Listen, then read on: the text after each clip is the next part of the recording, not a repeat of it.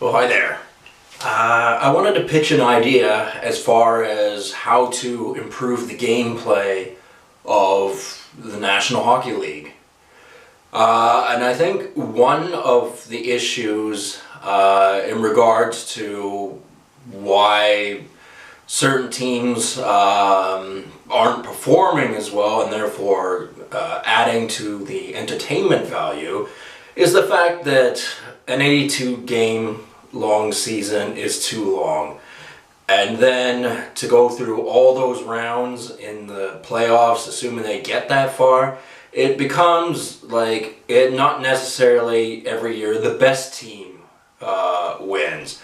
It's the most fortunate one that has a decent enough team to win the Stanley Cup.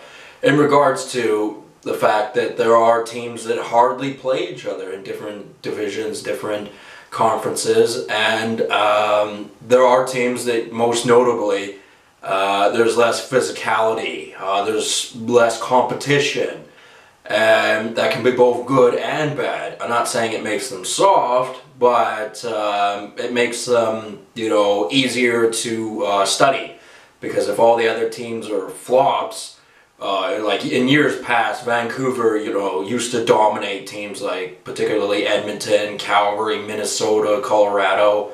That's gone backwards and forwards with Colorado over the years, but when Vancouver under Alain Vigneault was the elite team, it was because they were going around beating up teams that were in their division and in the Western Conference. And a way to remedy this problem may actually be to have a shorter season. I know what people think. They go, oh no, then that's less hockey. Well, I would propose that, it's not a yearly thing necessarily, but a shorter season with the playoffs. However, they're more, there's probably 1.5 seasons per year, as opposed to one every year, in accordance, at the end of summer, beginning of fall, and ending just before summer. And so that's about a year, and that doesn't coincide with the calendar, but I'm saying that if they spread the games out a bit more, when summer rolls around, the players, they won't be so physically exhausted. And a lot of people go, well, how bad could it be? I mean, they're, ready to play next season.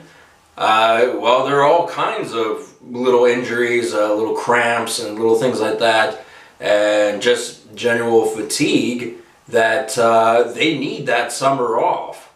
And there's no reason there can't be as many games being played, except that they're distributed differently. It would also mean more Stanley Cup champions. So that, I know the summer goes fast for the team that won the Stanley Cup, and then they're known as the former Stanley Cup, or the reigning Stanley Cup champions until the next year. I don't want to take that away from them, but I am saying that the game would be better if the season was shorter and it was spread out further. I don't mean game to game to game, but I mean season to season. And it would lead to more entertaining hockey, because as a Vancouver Canuck fan, I have seen games where it's like, why am I even watching this this Canucks game? And it's not to knock on them, and it hasn't been of recent, but in times past there have been the most boring Vancouver Canuck games to watch, because there's no incentive for either team to play well, particularly when Vancouver would play Edmonton. And in years past, where Edmonton was the team that could never beat Vancouver, but it would be a game where Edmonton beats Vancouver, and neither team was really in it. Like, neither team really cared. Nobody went for the extra push, tried extra hard. There'd be games like in the middle of the season or whatever, and that's not entertaining hockey, and those tickets cost money for people to go to. Right now I'm hearing the Canuck tickets are, fair priced. I will go to games in the future, I assure you. Not right now at this point in time anyway. But yeah, getting back to actually spreading apart the seasons so that they're not like calibrating it. Because at the end of the year, there are teams that, you know, are the best, and by the end of the year, they're too worn down, too exhausted, and 82 games, and most players do in fact play their 82 games, at least most top 6 guys, unless they get injured, and same with defensive pairings. Defensive pairings, usually the work they do is different than of that of forwards, so they get tired in different ways, and same with goaltenders. And 82 games is a lot of games for a goaltender, and it's arguably too many to expect their best after that in the playoffs. And a lot of goalies, that's where they're judged, is in the playoffs. Roberto Luongo was a spectacular goalie, but because he played bad against Boston, and you know, there were reasons for that, most notably probably because he was dirt tired, he will always be known in Vancouver as, you know, not a good goalie, and that isn't fair to Roberto Luongo.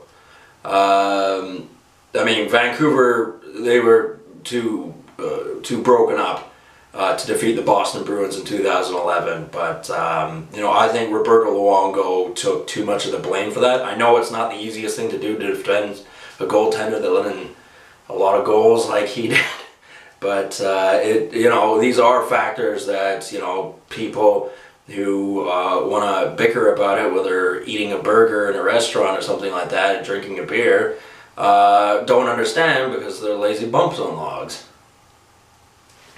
And you know, those are factors, and they would be less so if the seasons were proportioned better.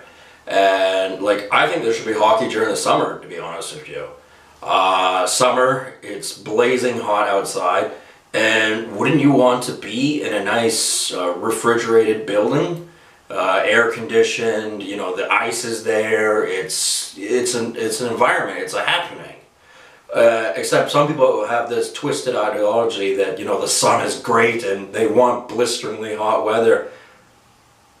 I think that they're stupid, because these people would want it all year round, and then how are we going to have any fucking vegetables if you all you want is summertime weather? You're an idiot.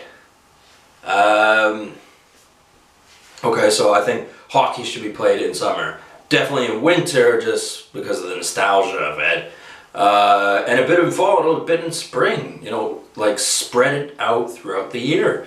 And that would be better for players long term as well, because like with all sports, if you play it for enough years, it takes a toll on the body. Like it simply does. I mean, with American football, the knees are what goes for a lot of NFL players. I'm not exactly sure what specific injuries that hockey players get other than concussions. That's the #1 injury that they really get. And I mean, that's the same as just about any sport. And you may go, well, that's not the case with basketball. Maybe not the NBA, but to say not basketball would be dumb. In the minor leagues for basketball and on the courts in Compton and things like that, yeah, they got a different type of concussion. It's called, you know, a few caps and and that's what it is. So that's, you know, makes it a more dangerous game in that regard. On the court, nobody gets touched, but to get to that court, that's a whole other question. That's not funny, but it's true. So yeah, to sum it up, I think that the National Hockey League should calibrate its seasons better than they are. And players shouldn't have to play 82 games, even though they physically can. It's not physically that great for them. I'm sure they got the best trainers and the best strategists on how to exert themselves, when to conserve their energy, this, that, and the other. This is all done by coaching staff, but still, it's too much all in one go. And there is no way to really train for that. I mean, I know they like to say the NHL hockey players are the best hockey players in the world, this, that, and the other. And they are, but the thing is, they're only human. They need their breaks too.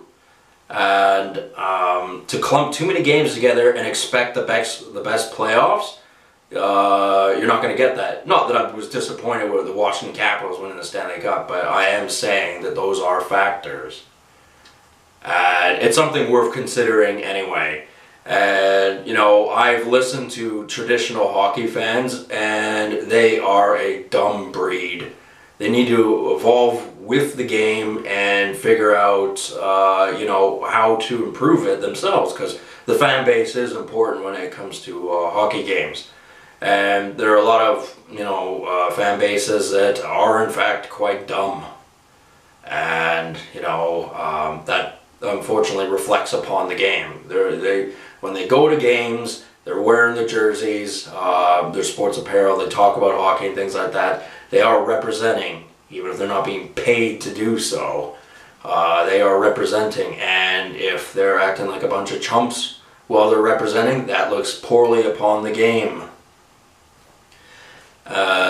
But yeah, my main point was to say that the way the season is structured needs to be calibrated so that more games are entertaining and it's less stress on the players, and it reduces the long-term health effects because, as I said, the main injury is concussions that all hockey players are worried about, and rightfully so. However, the elements that actually cause concussions and things like that are ones that are little looked, like fatigue, general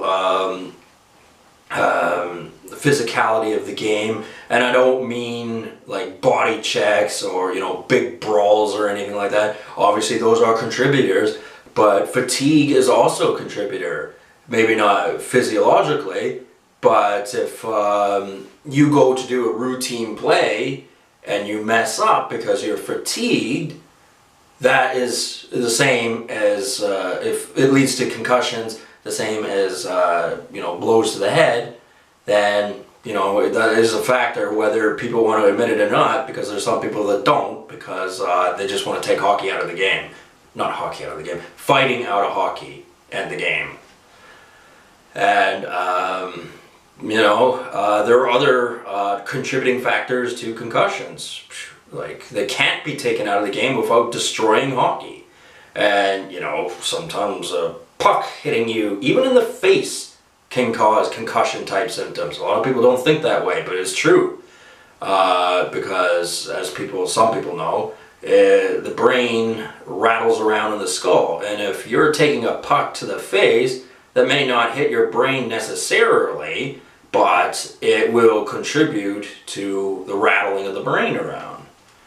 And there has to be an element of style to the game. You can't have everyone wearing face cages unless they have an injury or they're in the minor leagues. In the National Hockey League, that is the chance they take, that they're going to get hit in the face with a puck. It's not a pleasant thought. It takes a lot of training and a lot of discipline to act appropriately, especially in front of a camera. However, again, those are factors. And they would be lessened if fatigue was taken out of the game by the recalibration of seasons. And yeah, it's certainly an option worth considering. So anyway, I hope I encouraged people to think a little bit differently than the standard normal, because nobody ever gets anywhere in life by being normal. If I didn't, and you're too stuck up and you know you're too far into your ways, then I guess you're a waste of time to talk to anyway. Anyways, have a good one.